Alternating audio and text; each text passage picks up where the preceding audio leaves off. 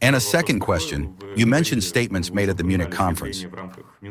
But there was also a statement from Volodymyr Zelensky where he used obscene language to call on Europe and the United States to expel Russians from Western countries and declared that Russian citizens allegedly disrespect the rules of Western states. How does Moscow assess such a statement by Zelensky, as well as the probability of harsh restrictions for citizens of Russia on the territory of the European Union and the United States? Well, he is a Nazi. What do you expect from a Nazi? That he will come and reason on the topic of how he should develop the ethno-cultural diversity of his country. But now we understand that he doesn't consider it his own. I don't even know. In my opinion, he is a man without kith or kin. To the long-standing question, whose side are you on? No coherent answer has been given, but at the same time, we see concrete actions. When he stated that he does not care how many victims his experiments or the experiments of his sponsors, so to speak, will result in.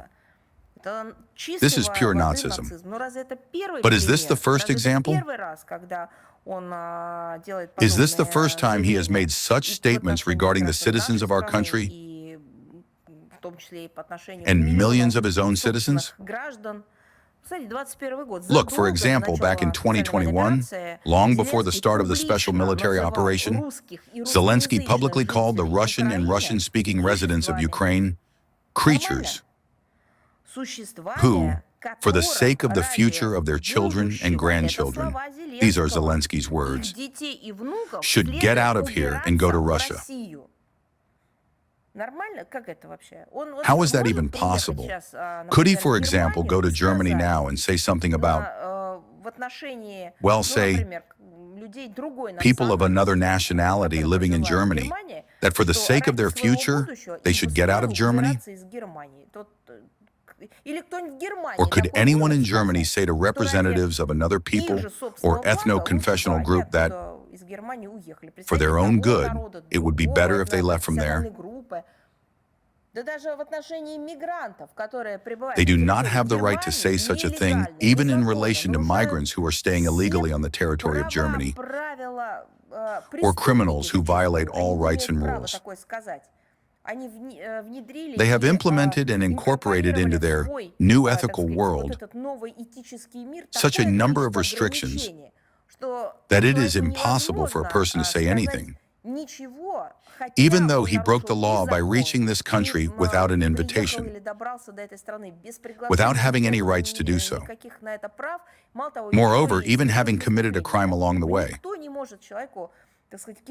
Well, no one can just throw it in a person's face that because you are of a different nationality, a different origin, a different race, and then go on to develop something similar to the idea that Zelensky voiced. But he stated this directly at the Munich Conference. And no one over all these years, the Munich Conference took place every year, ever once even reprimanded him, not even put him in his place, but at least a remark that you, with your Nazi logic, should not come to countries that suffered from Nazism and should not walk the streets where the ghettos actually were.